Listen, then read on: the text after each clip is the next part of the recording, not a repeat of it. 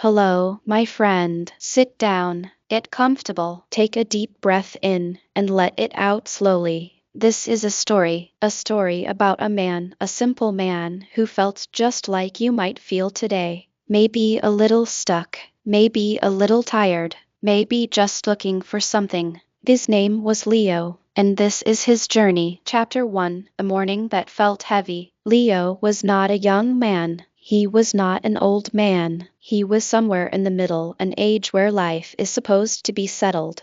But his life did not feel settled. It felt heavy. Every morning, the same sound, the loud, angry noise of his alarm clock. He would open his eyes and look at the ceiling. The ceiling was old, with a small crack in the corner. He knew that crack very well. He had looked at it every morning for 5 years. He would think about his day. A job that was just okay, a list of things to do that never got smaller, a feeling that he was running and running, but staying in the same place. One Tuesday, after turning off his alarm, he did not get up. He just lay there, looking at the crack. His wife, Maya, called from the kitchen. "Leah, tea is ready." He did not answer. He felt a sadness that was not loud or sharp. It was quiet and soft, like a fog that made everything look gray. He felt stuck in his job, stuck in his habits, stuck in his own head.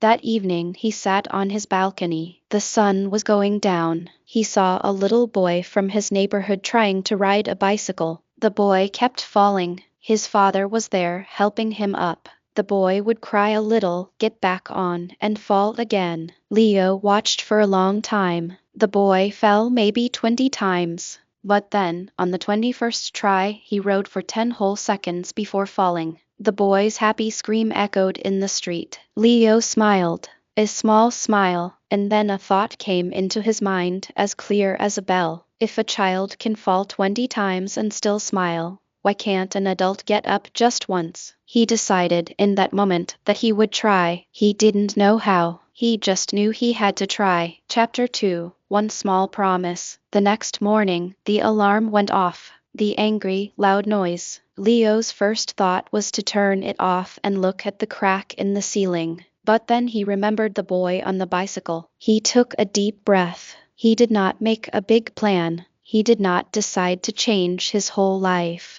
He made one small promise to himself. He said, "Today, I will make my side of the bed." That was all. Just straighten the sheet, pull up the blanket, put the pillow in its place. It took 2 minutes. When he came home that night, tired from his just okay job, he opened the door to his bedroom. The bed was made. It looked neat. It looked calm. It looked like someone cared. He felt a tiny feeling of pride, a feeling he had not felt in a long time. The next morning, he made another small promise. "Today, I will make the bed and drink my tea without looking at my phone." He did it. The tea tasted better. He noticed the steam rising from the cup. He noticed Maya was wearing her blue sweater. He was waking up, slowly. This was the first lesson Leo learned, a lesson for all of us. Big changes do not come from big actions. They come from small, kind promises we keep to ourselves every single day. Chapter 3. The Power of One Word.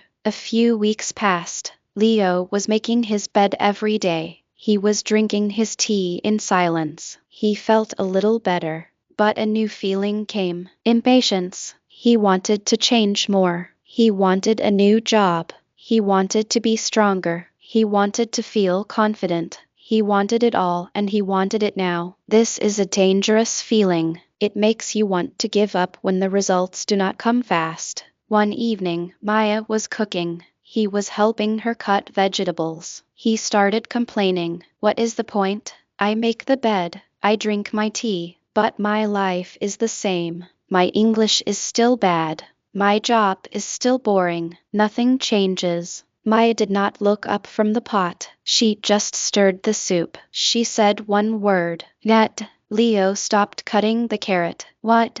Maya said, "Your life is not the same. You just said my English is still bad. You forgot one word. The the most important word. You should say, my English is not good yet. Your job is boring yet. You are not confident yet. That word, yet, hit Leo like a soft light. Yet means things are coming. Yet means the story is not finished. Yet means you are on the path. He looked at Maya. She smiled. The soup is not ready yet, Leo. But it will be. It just needs more time. So do you. Chapter 4. The boy who spoke slowly. Leo decided to work on his English. He wanted to learn, but he was scared. Scared of making mistakes. Scared of sounding foolish. He found a small English class for adults in his neighborhood. The teacher was a kind, old woman named Mrs. DaCosta. On the first day, everyone had to introduce themselves. One by one, people stood up and spoke. Some spoke fast with big words.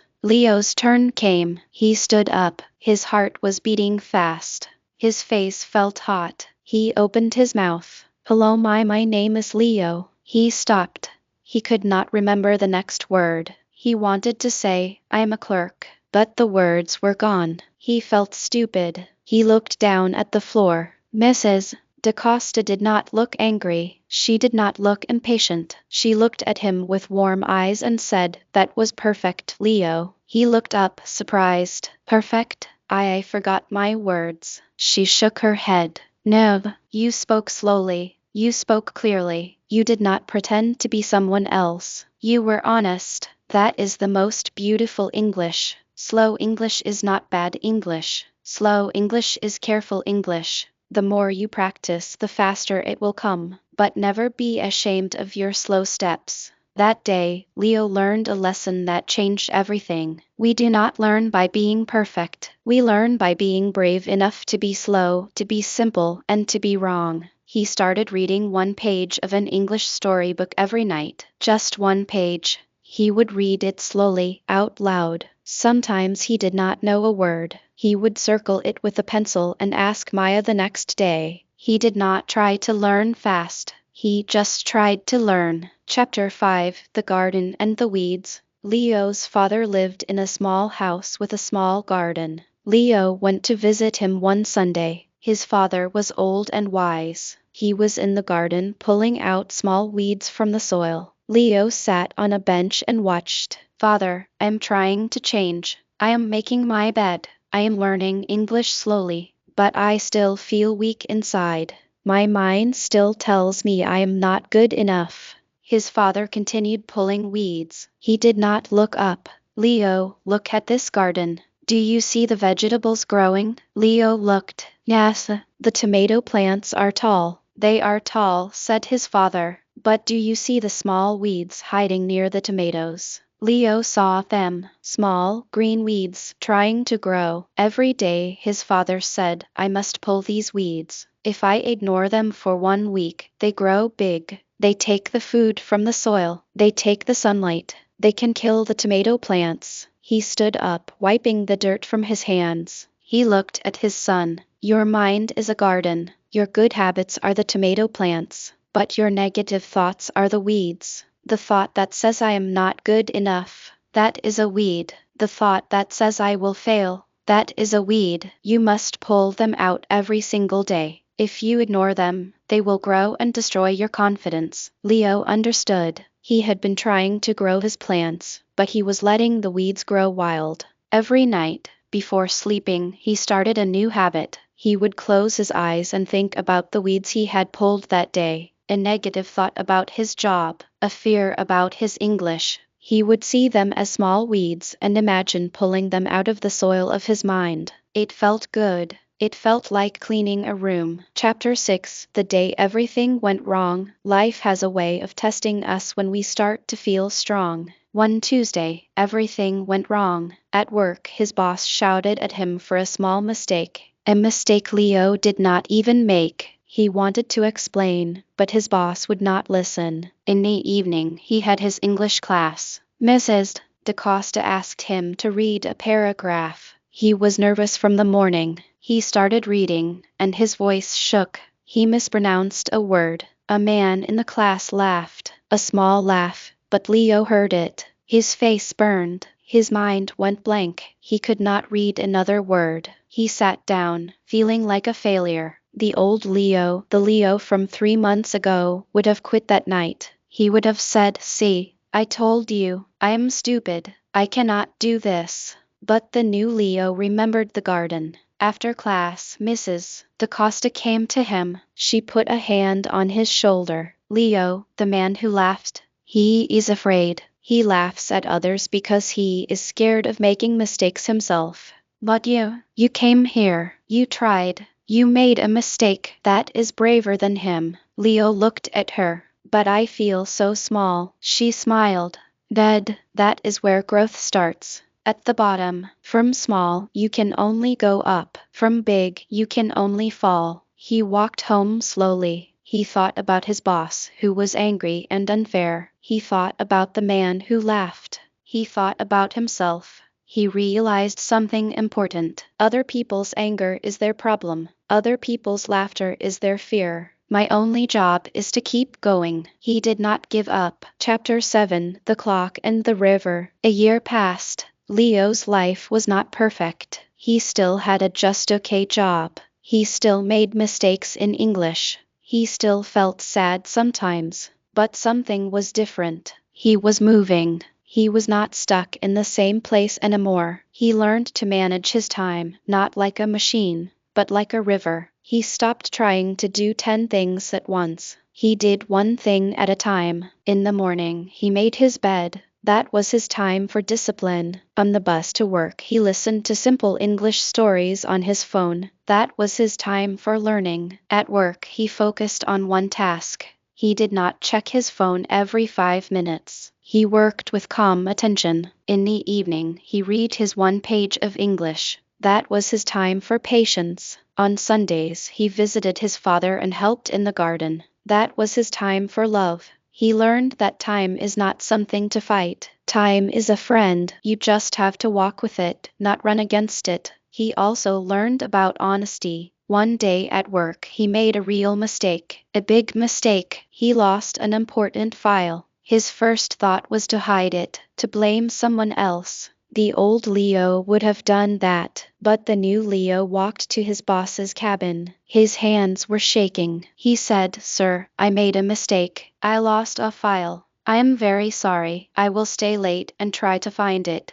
or redo all the work." His boss looked at him for a long time. Leo expected to be shouted at again, but the boss just nodded. "Thank you for telling me, Leo. Honesty is rare. It is more valuable than a file. Let's find it together." They found the file. It was in the wrong place. His boss did not shout. He just said, "Be more careful next time." Leo felt a weight lift from his heart. He learned that honesty is not just a good thing to do. It is a shield. It protects you from the heavy burden of lying. Chapter 8: The Ripple. 2 years after that first morning on the balcony, Leo was sitting in a small cafe. He was waiting for someone. A young man came in. He looked nervous. His name was Ravi. Ravi worked at the same company as Leo. He was young, maybe 25. He looked tired. He looked stuck. They ordered tea. Ravi looked down at the table. "Leo, I asked to meet you because I see you. At work you seem so calm, so confident. A few years ago you were different.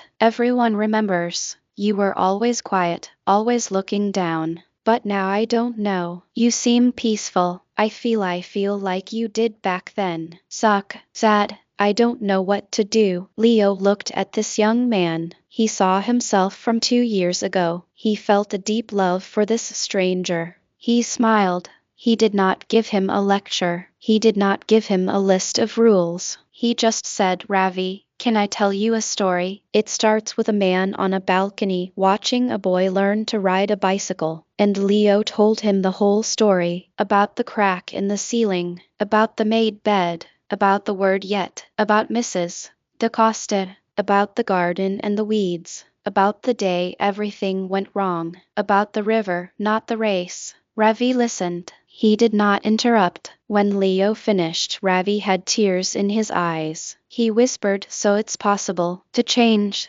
Leo nodded. "It is possible. but you cannot change all at once. You can only make your bed tomorrow morning. That's all. Just that. The rest will come slowly, like the sun coming up. They sat in silence for a moment, a warm, comfortable silence. Ravi took a deep breath. Tomorrow, I will make my bed. Leo knew that one small action would start a ripple, and that ripple would become a wave, and that wave would become a new life. He paid for the tea and walked home. The stars were out. He felt grateful. Grateful for the boy on the bicycle. Grateful for his wife who knew the power of one word. Grateful for the weeds in the garden that taught him to clean his mind. Grateful for every mistake. The ending, the story continues. So, my friend, this is where we leave Leo. But your story is still being written. Maybe you are like the old Leo, looking at the crack in the ceiling, feeling heavy. Maybe you are like the new Leo, taking small steps, feeling a little stronger every day. Maybe you are like Ravi, just starting to ask for help. Wherever you are, it is okay. Life is not a test, it is a practice. A long, slow, beautiful practice. You will fall. That is guaranteed. But falling is not failing. Staying on the ground, that is failing. Getting up one more time, that is winning. And learning English, it is the same. Do not be afraid of the words you do not know. Be proud of the words you are learning. Speak slowly. Speak simply. That is real English. That is real communication. You can improve your life, not by magic, not by finding a secret, but by making your bed tomorrow morning, by reading one page of a book, by saying yet when you feel like saying never. You are stronger than you think. You are more patient than you know. The seed of a new life is already inside you. It just needs water. It just needs sunlight. It just needs time. Give yourself that time. Be kind to yourself. Be your own best friend on this journey. Thank you for listening to this story. Thank you for giving me your time. If this story touched your heart, if it made you feel a little lighter, a little more hopeful, then please share it. Share it with one person who needs to hear it. A friend, a family member, someone who feels stuck. And if you would like to hear more stories like this, if you would like to learn English in a gentle, friendly way, please subscribe to this channel. It helps us make more stories for you. Click the like button as a small promise to yourself. A promise that you will keep going. Take care of yourself. And I will see you in the next story. Bye for now.